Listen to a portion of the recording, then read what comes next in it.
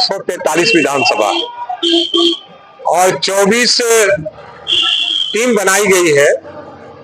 इसमें किसी में 5, किसी में 6 व्यक्ति को सदस्य बनाया गया है। किसी को विधानसभा 10 मिला है, किसी को 11 विधानसभा मिला है। तो सामाजिक न्याय की परिचर्चा में हम कल क्या होता था, आज क्या हो रहा है, जो हमारे नेता ने क्या किया, उसकी चर्चा हम करने आए और कार्यकर्ताओं को सामाजिक न्याय के चीजों से लैस करने आए हैं, ताकि आने वाला कल जो 25 में चुनाव होने वाला है उसमें हमारी सरकार बने और लोग जब समझ जाएंगे जिस दिन, उस दिन हमारी सरकार बने। क्या बातें हो रही हैं? अगर बात किया हम सामाजिक न्याय की परिचर्चा कर रहे हैं, उसमें क्या बातें हैं ये बात सार्वजनिक नहीं करना है। ये चूंकि इस परिचर्चा को गुप्त रूप से रखा गया है और प्रेस कॉन्फ्रेंस करके उसको सार्वजनिक करने का मनाही किया गया।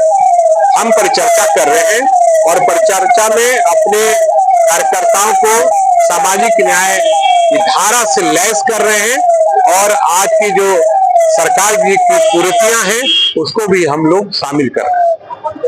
जैसे 17 महीना कार्यकाल रहा, हम उसको भी बताने का काम करें, उसके बारे में निश्चित रूप से उसकी चर्चा कर रहे हैं और 17 महीना में हमारे नेता आदरणीय तेजस्वी यादव ने जो किया है उसको भी चर्चा में हम ला रहे हैं और आगे भी जो हमारी सरकार बनेगी और हम जो हमारे नेता जो करेंगे, जो घोषणा किया है उसकी भी चर्चा कर रहे हैं। विधायक के विकासों का चर्चा की जा रही है, विधायक क्षेत्र में इतना विकास सब जगह लोग अपना, विधायक जी अपना बोले, हम लोग तो चर्चा उसमें नहीं किए।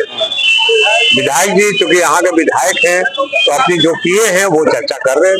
17 महीने का कार्यकाल के आप लोग जिक्र करते हैं, यही बात है कि 17 महीने के कार्यकाल में स्वास्थ्य विभाग दिया गया था तेजस्वी यादव को। ये बताइए स्वास्थ्य विभाग में कितने बहुत नौकरियां देने का काम किया है, लेकिन अब सवाल है कि डाटा जब पेश होगा तो उनके नेता चारों खाना चीत हो जाते हैं। वो कहते हैं कि मुख्यमंत्री हमें नौकरी हम दिया, तो 20 साल से वही मुख्यमंत्री कहाँ उनका विजन था नौकरी देने का। जब तेजस्वी यादव 17 महीना के लिए आए तो उनके पास विजन था और जो ये नियोजित शिक्षक है उसको परमानेंट करने का काम किया है और फिर नौकरियां देने का काम किया है। 5.5 लाख से ऊपर नौकरियां देने का और सृजित करके जब सरकार से हटे थे तो 4.5 लाख वो सृजित करने का काम किया। आप लोग कहते हैं कि मुख्यमंत्री नीतीश कुमार अचेत अवस्था में, जबकि जेडीयू जो नेता है वो कहते हैं कि सुरक्षित है। सही है। अच्छा सवाल है कि देश की जनता, बिहार की जनता सब समझ रही है कौन क्या बोल रहा है, उस पर हम नहीं कुछ बोलना चाहते हैं, लेकिन अचेता अवस्था में तो है ही। महिलाओं को गला लगा ले रहे हैं पकड़ के, कहीं लगता है कि कहीं कुछ और कर देंगे, माने क्या क्या कर रहे हैं। आज भी देखे होंगे वीडियो, हमने देखा है। तो वो कब क्या बोलेंगे और विधानसभा में वो परिवार नियोजन पर कैसे कैसे खुलकर बात बोले हैं, तो निश्चित रूप से उनका तबीयत खराब है। भगवान न करे कि वैसा तबीयत किसी की खराब हो, उनको स्वस्थ रखे। लेकिन बिहार अभी 3.5 लोग चला रहे हैं और 3.5 लोग जिस दिन बिहार को चला रहा है, देश रसातल में जा रहा है, बिहार रसातल में जा रहा है, हर लोग तबाह है और भ्रष्टाचार चरम सीमा पर है। 3.5 लोग हैं। वो जब आप मीडिया के लोग हैं आप जानते हैं 3.5 लोग कौन है। युद्ध विराम को लेकर के आप लोग क्या रहा है? देखिए, युद्ध विराम या युद्ध हो रहा हो, हम सरकार के साथ विपक्ष खड़े थे और आतंकवादियों को मार गिराने का हम लोगों ने कहा था कि किसी को छोड़ना नहीं है, हम सरकार के साथ खड़े हैं, आप कार्रवाई करो। परिवार नियोजन पे किस तरह पार्टी को कैसे मजबूत किया जाए, किस तरह बूथ पे हम लोग बूथ को जीते। हर बूथ पे राष्ट्रीय जनता दल 1 नंबर पर है और इस तरह का चर्चा एक कमेटी बनी है पूरे बिहार भर में और 5-5 की कमेटी बनी हुई है। यहाँ के कमेटी के अध्यक्ष भाई वीरेंद्र जी जो मनेर के विधायक है वो अध्यक्ष थे, उनके नेतृत्व में पूरे भोजपुर में मीटिंग हुई है और लोगों कार्यकर्ता को समझाया गया है कि राजद ने 17 साल नीतीश जी के साथ 2 बार टर्म में रही है, उनका काम और लालू जी के जमाने में उनका काम और देश की जो राजनीतिक स्थिति है उसको देखते हुए चर्चा किया है, ताकि कार्यकर्ता अपने गांव में अपने लोगों के बीच में चर्चा करके राजद पे वोट बढ़ाए, आने वाले समय में तेजस्वी जी की सरकार बनाए और उनको मुख्यमंत्री बनाए। कार्यकर्ताओं के द्वारा भी कुछ कहा गया, कुछ मांग रखा गया? नहीं, कोई मांग नहीं रखा। कार्यकर्ता ने कोई मांग नहीं रखा। कार्यकर्ता ने उनकी बात सुन के सभी ने सहमति जताई है, सभी लोग उस कार्य में लग गए। यानी जो बूथ है उसको मजबूत करने के लिए बिल्कुल हर बूथ को मजबूत करेंगे, हर गांव का इसको चुनाव से जोड़ा जाता है? बिल्कुल चुनाव का तैयारी में सब लोग लगे हुए हैं। चुनाव में 6-7 महीना ही हमें बचा है।